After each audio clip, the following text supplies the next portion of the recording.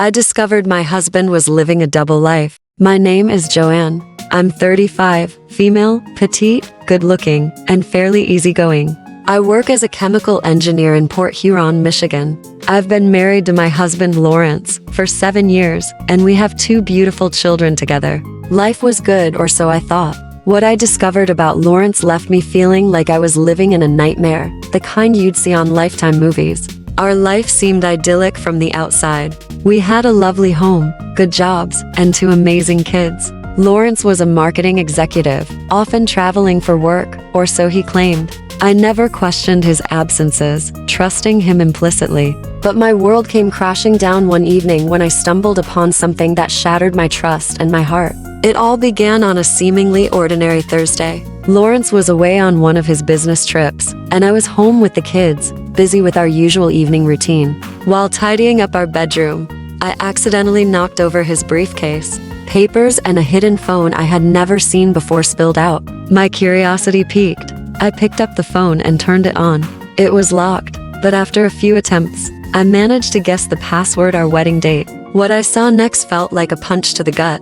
There were hundreds of photos of Lawrence with another family. A woman, or rather, a transgender woman named Patricia, formerly Patrick, and 2 young children. They were smiling, happy, and looked like a perfect family. My hands trembled as I scrolled through the images, my mind racing to make sense of it all. My heart pounded in my chest as I noticed a document among the scattered papers, a $1 million life insurance policy naming Patricia as the sole beneficiary. The realization hit me like a freight train. Lawrence was living a double life, and I was just one part of it. I felt a wave of nausea and disbelief wash over me. How could he do this to me? To our children? The betrayal cut deep, and I knew I had to confront him. But first, I needed more information.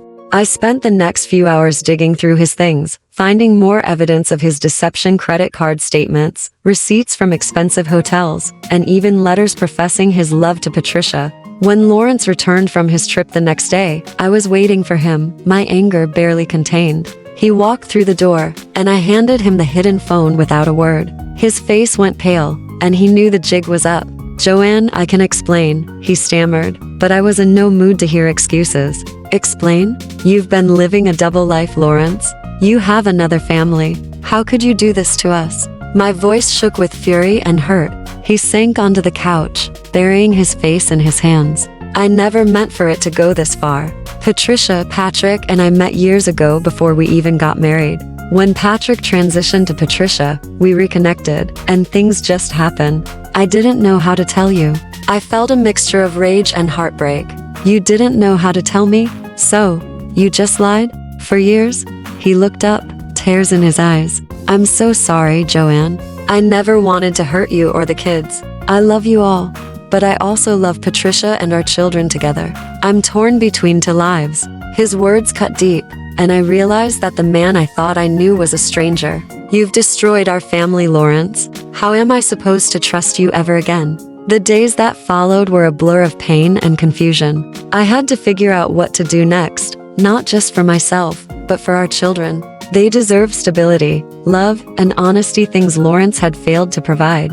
I consulted a lawyer and started the process of filing for divorce. Lawrence moved out, and we agreed on a temporary custody arrangement. The kids were confused and hurt, but I did my best to reassure them that everything would be okay. Throughout the turmoil, I leaned on my friends and family for support. They were shocked and outraged by Lawrence's betrayal, but their unwavering support gave me the strength to move forward. I also reached out to Patricia. It wasn't easy, but I needed to understand her side of the story. She was surprisingly compassionate and apologetic, expressing her own struggles and regrets about the situation. It was clear that she and Lawrence had genuine feelings for each other, but it didn't make the betrayal any easier to bear. Over time, I began to rebuild my life. I focused on my career, my children, and my own well-being. Therapy helped me process the pain and anger, and slowly, I began to heal. I realized that Lawrence's actions were a reflection of his own flaws, not mine.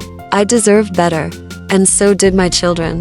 As the months passed, Lawrence and I managed to establish a civil co-parenting relationship for the sake of our kids. He continued to be involved in their lives, and I made it clear that while I couldn't forgive him for his betrayal, I wouldn't let it affect our children's relationship with their father.